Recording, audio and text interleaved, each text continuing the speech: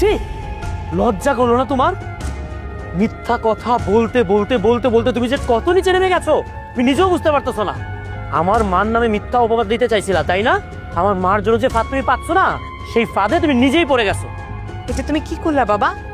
আমার সামনে আমার মেয়ের গায়ে হাত তুললা। কাজটা তুমি একদম ঠিক করোনি। আসলে এই কাজটা ঠিক হয়নি। এই থাপ্পড়টা আপনার মেয়েকে না, আপনাকে দেওয়া উচিত ছিল থাপ্পড়টা। আপনার আশকারা পেয়ে পেয়ে আপনার মেয়ে এত বাজে বাজে নোংরা নোংরা কথা বলার সাহস করতে পারছে। মা, তোমার যদি এরপরে কোনো টাকার প্রয়োজন হয় তুমি আমাকে সরাসরি বললো, ঠিক আছে? আমার দিয়ে যাচ্ছে না কেন? বাবা বাবা বাবা তুই বিশ্বাস কর, আমি টাকা চুরি করি নাই। একটা বারে লেগে বিশ্বাস কর, তোর মা শোন না, আমি চুরি করি নাই বাবা। এই টাকা এখন আর ছেলেকে ডেকে কোনো লাভ নেই। আপনার ছেলে তো দেখে গেল, শুনেও গেল যে আপনি একটা চোর, আর সে একটা চোরের ছেলে।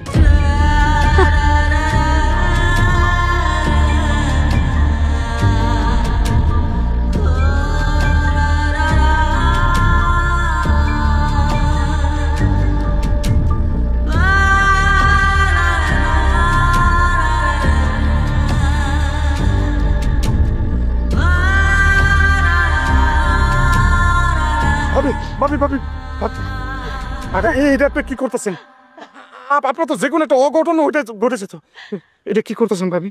ভাইজান আমারে কেন বাঁচাইলেন, কেন বাঁচাইলেন ভাইজান? আপনি এই জায়গায় দাঁড়াইছেন, যে কোনো একটা অঘটন ঘটে যেতে পারতো। ভাইজান অঘটন যা ঘটন তা তো ঘটেই গেছে। আজকে আমি আমার নিজের ছেলের চোখে চোর, এই মুখ আর আমি আমার ছেলেরে দেখাইতে চাই না। আমি আর বাঁচতে চাই না, আমার এই জীবন রাখতে চাই না। না ভাবেন ভাবি, আপনি এই কথাটা কইেন না ভাবি। আমাকে স্যার আপনার অনেক ভালোবাসে, কিন্তু কিন্তু ওই যে ম্যাডামের জন্য আজকে স্যার আপনারা ভুল বুঝছে।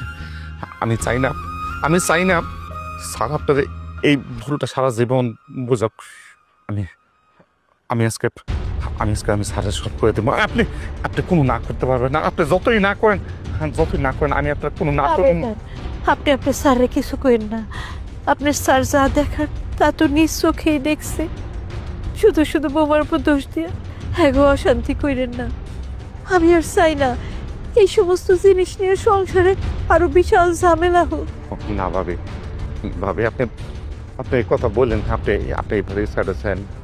আজকে যদি আপনি এই বাড়ির সাইডে চলে যান, আজকে যে স্যার আপনার ভুলটা বুঝছে, সারাটা জীবন এই ভুলটা থেকে দেব। আপনি মা হইয়া ছেলের সুখটা কি চোখে দেখবেন না?